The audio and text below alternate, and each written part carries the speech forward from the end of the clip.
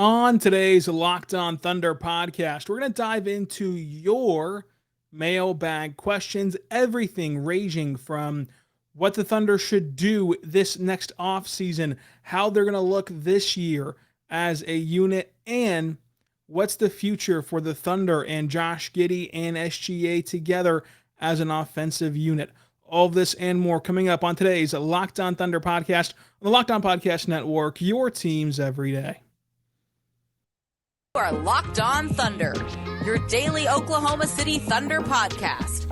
Part of the Locked On Podcast Network, your team every day.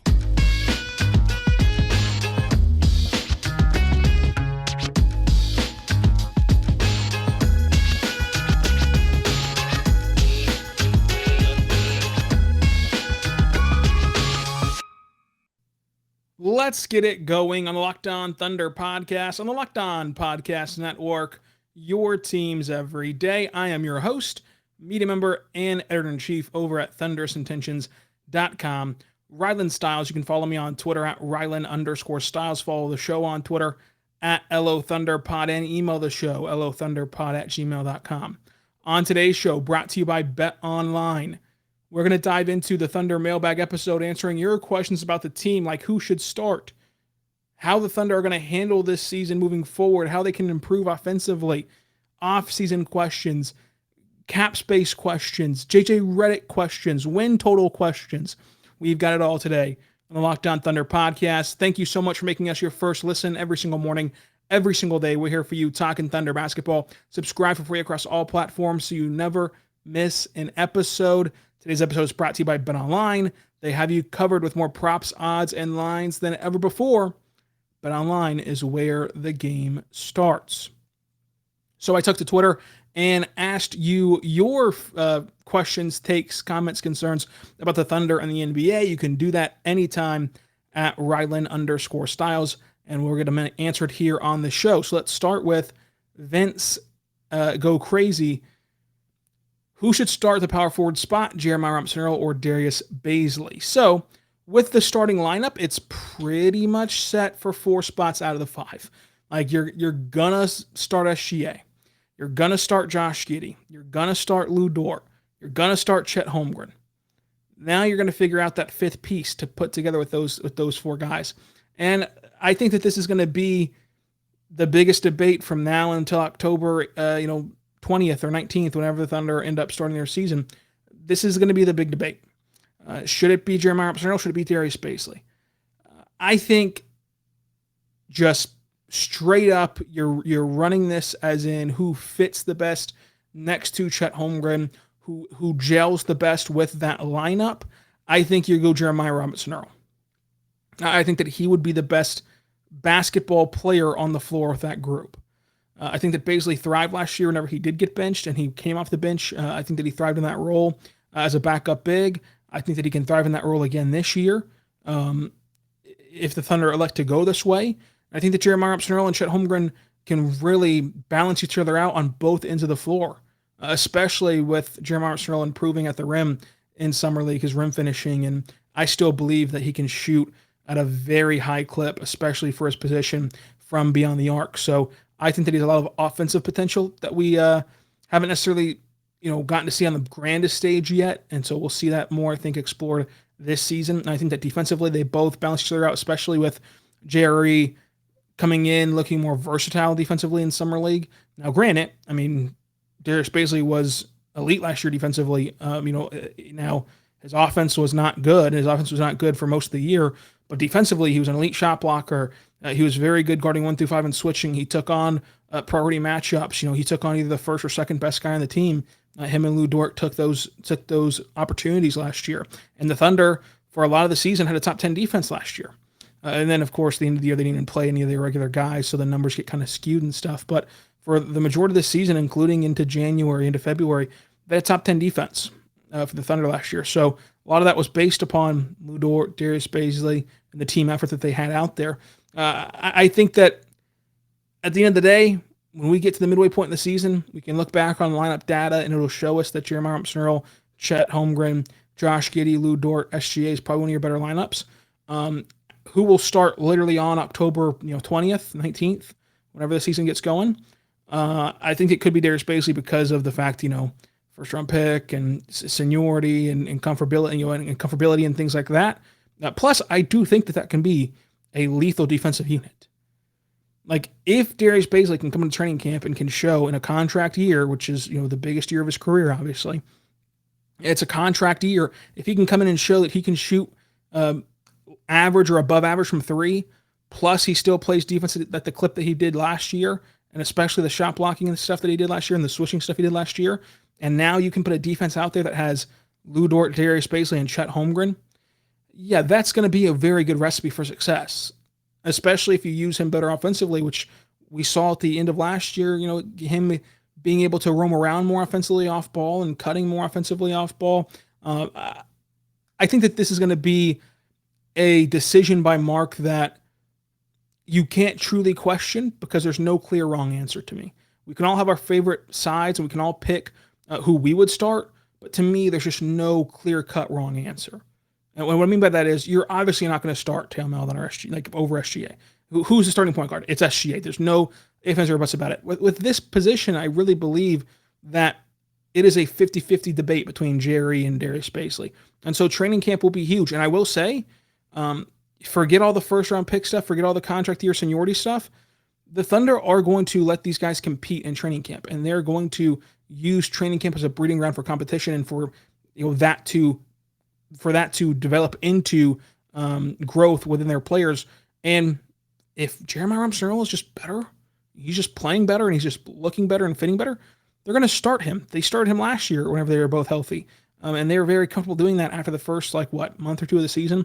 They were very comfortable sliding Jerry into that starting role on a consistent, permanent basis before kind of the bumps and bruises of the NBA season took hold. So this is going to be a very fun battle to watch, though. I think that this is one of the biggest storylines heading into training camp is Bazley or Jerry, because if you're Darius Bazley and you're heading into a contract year and you don't crack the starting lineup and stuff, you start to press a little bit. And so I want to see how he comes out in this year where it's truly make or break. Now, granted, I think that Darius Bazley will be in the NBA no matter what happens in 2023, even if he plays bad this next year. But still, you obviously want to try to have the best year of your career right before you hit free agency.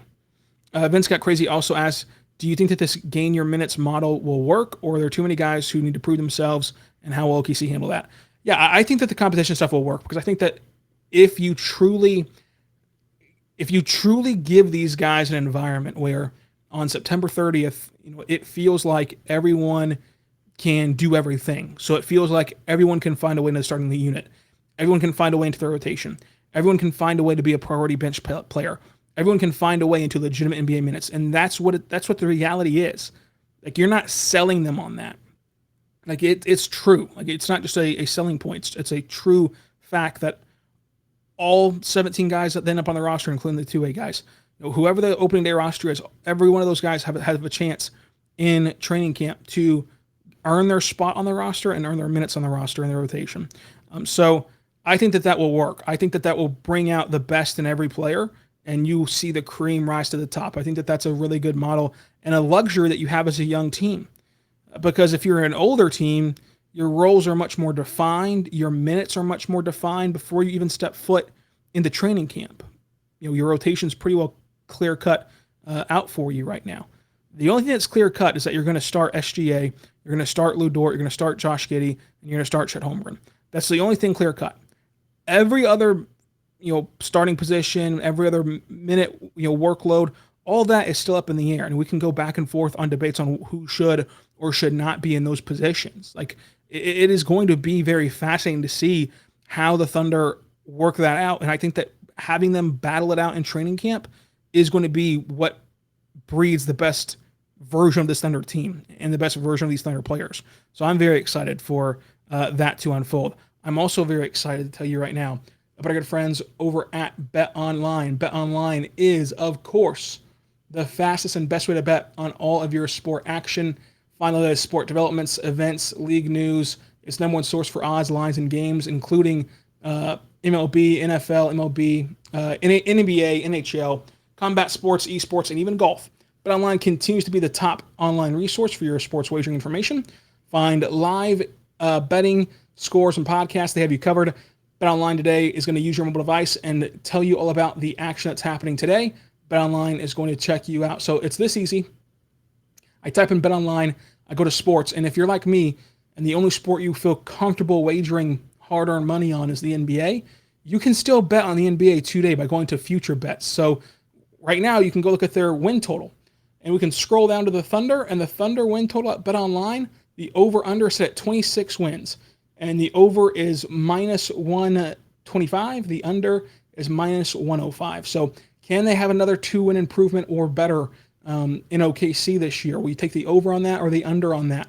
If you want to go wager, go do it over there at BetOnline today.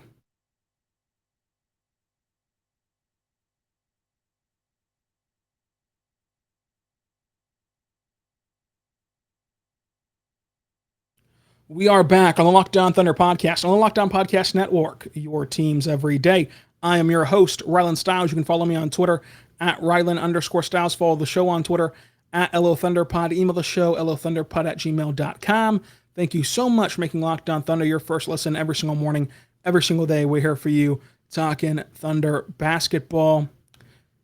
We're going to dive more into these mailbags. This is going to be a long mailbag episode. We're going to stretch this into 2 parts probably because we have so many great questions. Thank you all for sending in the questions. But the next question comes from at HoneyBadgerBet. Is having cap space wildly overrated now that all-star level free agents seemingly will now just extend with their current team and then ask for a trade later?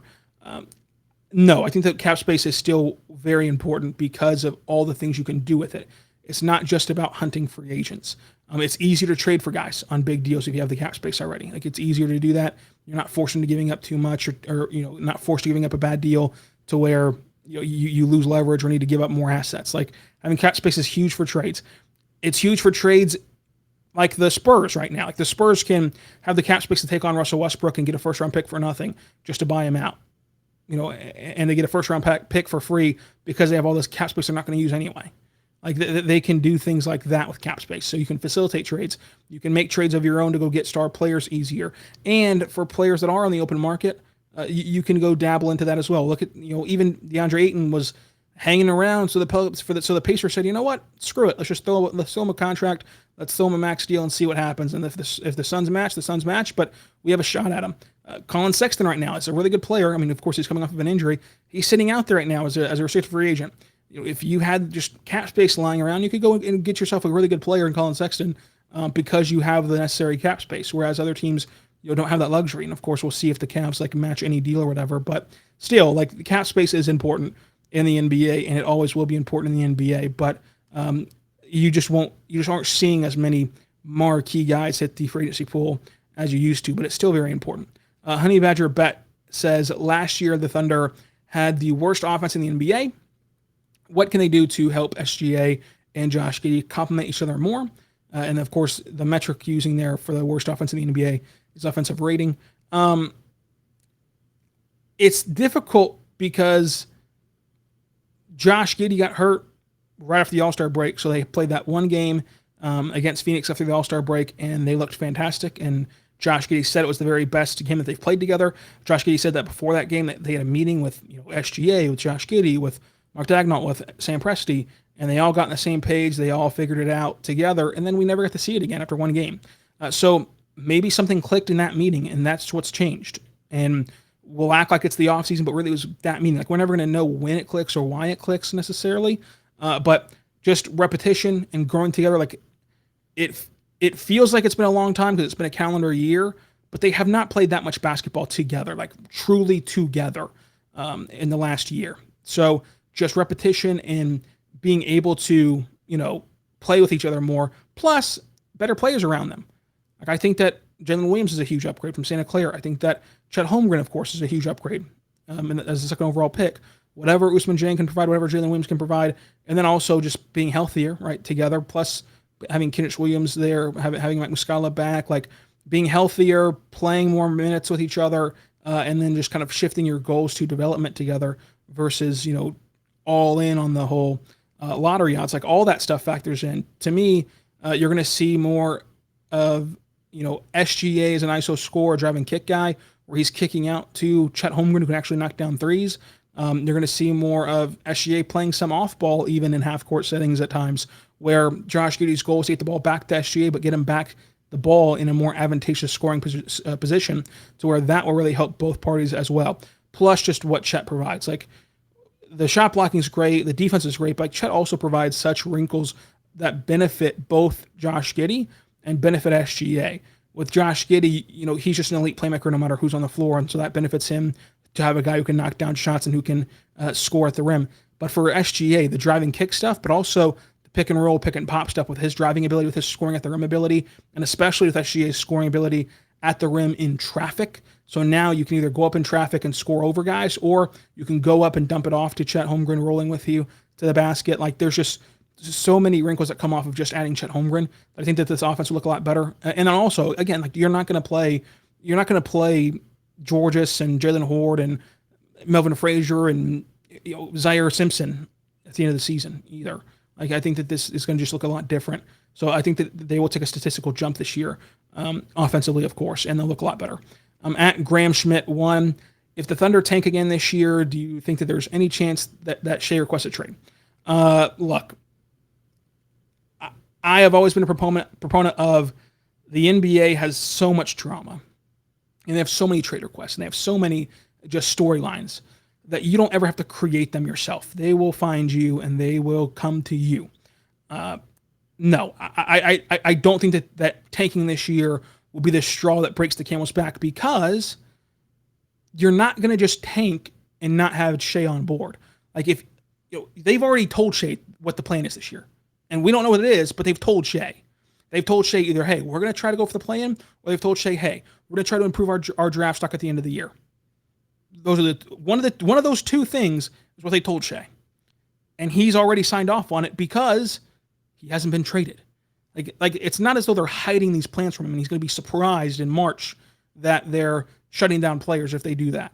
Like, whatever they end up doing, they've already told him. They've gotten his reaction from that. So they have his reaction right now today about what they're going to do. So it's not going to change between now and then, because he'll be informed of the plan. And so obviously he's on board with the plan, like he said at the end of his season press conference. Now, if we talk to him next year at the end of the year and he says that he's not on board with the plan anymore, what are you going to do? That's life in the NBA. Things change all the time. But will it be because they tanked? No, because they've already told him they're going to tank if they do that. Like, whatever the plan is this year, he's aware of. So I don't think that this will change anything for him. There are so many other factors in that. So if they decide to tank this year, Shai's on board with it, and Shai knows about it. And he's either going to be disgruntled about it and say to Sam Presti, I don't want to do that, and then they'll work out some sort of agreement, or he's going to say, look, I think that that's best too, because if we can get one more stud in this draft class that is filled with all these great talent, all this great talent, when you can add that to me and Josh and Chet, we're going to be a really good team. It's like, either way, I just don't think that will happen. I don't think that it's on the brink of happening if they tank, right? I don't think there's a lot of pressure on the Thunder, because they've been very transparent. Now, if the Thunder weren't transparent, the Thunder have hit all their plans this whole time, which they haven't done. But if that were the case, then yeah, you'd be waiting on pins and needles for when SGA would be upset about it. But SGA's told you straight up, like to your face in these press conferences, and through us in the media to you, he's told you he's fine with it. He's excited. He wants to see where this goes. He's on board the plan. So I'm going to take him at his word until we hear otherwise, that he's excited about this plan and he knows about the plan. Similar question from @NoLimit Brando. Some people think that the Thunder will tank this upcoming year. What kind of player do they need in the upcoming draft?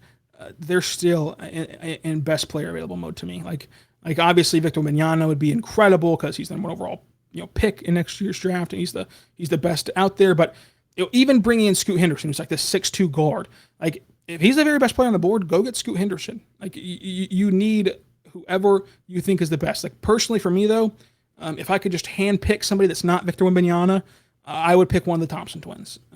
That's kind of what I think would fit the Thunder very well, as one of the Thompson twins from Overtime Elite. So that's where I'm at with that question about tanking next year. But I'll reiterate, we don't know what the plan is for the Thunder right now from the outside perspective, but Shai knows. And so Shai's already given his opinion on that plan. And clearly, as it stands right now, it seems like he's on board with it, especially because he said that publicly. So we'll talk more about this coming up. But first, we're going to dive into more of your mailbag questions on the other side.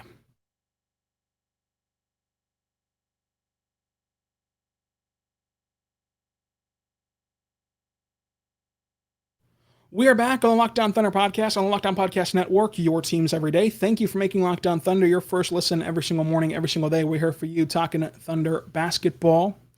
For your next listen, check out the Locked On NBA podcast for the national perspective on the NBA. And we're going to continue your mailbag questions. This will be a two-part podcast because you guys offered up so many great questions and so much fun things to get into. But from at John1and1, what is your take on JJ Redick's comments on Bob Cousy? So if you didn't see, a couple weeks ago, JJ Redick was on First Take, and he said that Bob Cousy played against plumbers, which is the line that every young person on NBA Twitter throws out there. Was Bob Cousy playing against talent that's in the NBA today? No. I don't care what you say. I'm a firm believer that the talent in the NBA has never been better than it is today. Today's talent in the NBA, far and away, is the best that we've ever seen. And talent in basketball is the best we've ever seen. Was Bob Cousy playing against very bad basketball players that we view as bad basketball players today, currently looking through the prism of today? Yes. Looking through the prism of today, those players were not good. However, you can't compare eras.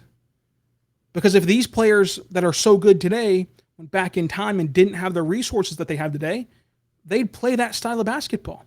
And vice versa, if Bob Cousy was that good back then and then you transported him into today, it's not as though he's playing with 50s medicine and 50s recovery tools and 50s coaching, and teaching skills, right?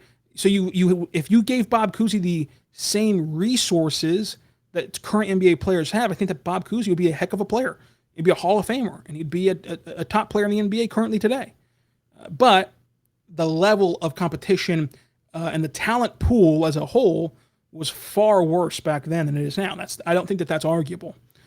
Even if you gave that talent pool all the resources they have today, the talent pool still would not be good because they just aren't what players are today. And they haven't spent their entire life, wanting to be NBA players. So that a lot of these guys have. So bottom line is, but I don't think that you should just discredit what Bob Cousy did because he played against bad players, because he played against the talent that was out there.